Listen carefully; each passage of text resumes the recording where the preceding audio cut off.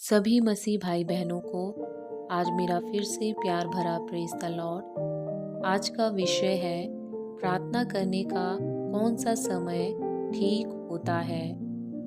वैसे तो प्रार्थना करने का कोई निश्चित समय नहीं है और ना ही बाइबल में कोई निर्धारित समय बताया गया है, लेकिन मैंने अपने मंडली के पास्टर से, अलग अलग प्रचारकों से, प्रभु के दासों से सुना है कि प्रार्थना का सही समय सुबह का समय होता है। सुबह का वो समय जब कोई आवाज़ नहीं होती, चारों तरफ शांति होती है और हमारा मन भी शांत होता है। शैतान कभी नहीं चाहेगा कि हम सुबह उठकर प्रभु को पहला स्थान दें। सबसे पहले प्रभु का नाम लें और उसको धन्यवाद दें। इसलिए शैतान नींद को एक बहुत बड़ा हथियार बनाकर इस्तेमाल करता है और प्रभु के साथ हमारे रिश्ते को कमज़ोर बनाता है। परमेश्वर ने नींद हमारे विश्राम के लिए बनाया, हमारे शरीर की थकावट दूर करने के लिए बनाया, लेकिन शैतान बहुत चालाक है।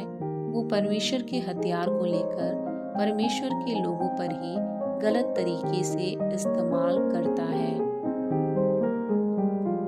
दानियल अपनी रीति के अनुसार 3 पहर प्रार्थना करता था और दाऊद भी 3 पहर प्रार्थना करता था, सुबह, दोपहर, शाम। दानियल 6:10 में लिखा है, वह अपनी रीति के अनुसार जैसा वह दिन में 3 बार अपने परमेश्वर के सामने घुटने टेक कर प्रार्थना और धन्यवाद करता था।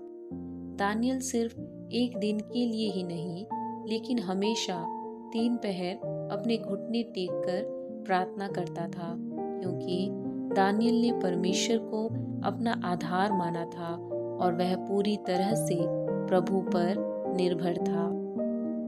दाऊद ने भी कहा, भजन संहिता अध्याय 55 के 17 पद में, सांझ को, भोर को, दोपहर को, तीनों पहर मैं दुहाई दूंगा और करहाता रहूंगा और वह मेरा शब्द सुन लेगा। प्रभु यीशु मसीह भी निरंतर प्रार्थना में लगे रहते थे।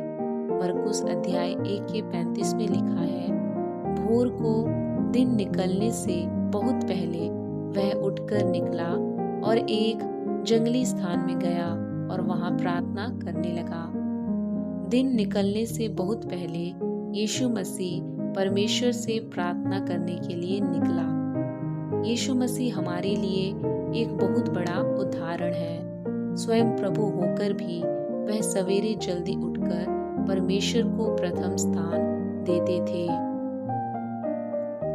मेरे प्रियो, प्रार्थना का कोई समय तो नहीं होता, लेकिन जैसे भूख मिटाने के लिए हम 3 पहर भोजन करते हैं, उसी प्रकार कम से कम 3 बार नहीं, लेकिन सुबह का समय हम प्रभु के लिए निकालें और अपने रिश्ते को प्रभु के साथ मजबूत करें। अगर हम सुबह जल्दी उठकर प्रभु को पहला स्थान देते हैं, तो बाकी किसी भी समय हमें प्रभु को समय देने में दिक्कत नहीं होगी। सुबह की प्रार्थना में बहुत ताकत है। दाऊद के जैसे अपनी पीड़ा सब प्रभु के सामने रखें और प्रभु से पूरी आत्मा और सच्चाई से प्रार्थना करें और साथ में धन्यवाद भी देते रहें। प्रभु अपना आश्चर्य कर्म ज़रूर करेंगे। आशा करती हूँ आपको मेरा ये वीडियो पसंद आया होगा। प्रभु इस वीडियो द्वारा आप सबको आशीष दें।